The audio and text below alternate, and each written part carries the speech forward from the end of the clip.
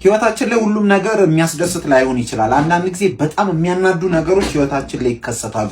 ውስጣችንን ብጥብጥ የሚያደርጉ ነገሮች ማለት ነው። ያኔ ውስጡ ያለውን ንዴት ወዲያውኑ የሚናገር ሰው መጨረሻው ይሄ ነው የሚሆነው። ተመለከታችሁ?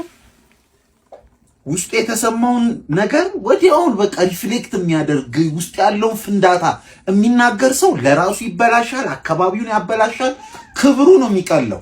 ነገር ግን እንደዚህ ውስጡ ያ አንድ አይነት መናወጦች ቢፈጠርም እንኳን ዝም የሚል ጊዜ የሚሰጥ ወዲያውን ምላሽ የማይሰጥ መጨረሻው እንደዚህ ነው የሚሆነው።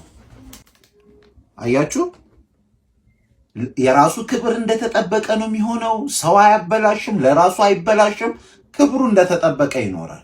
እና አንዳንድ ጊዜ ውስጤ ባዶ እኮ ነው እንጂ ንዴት ብቻ ነው የምትሉ ሰዎች እባብም መርዙን ከተፋ በኋላ ውስጡ ባዶ ነው።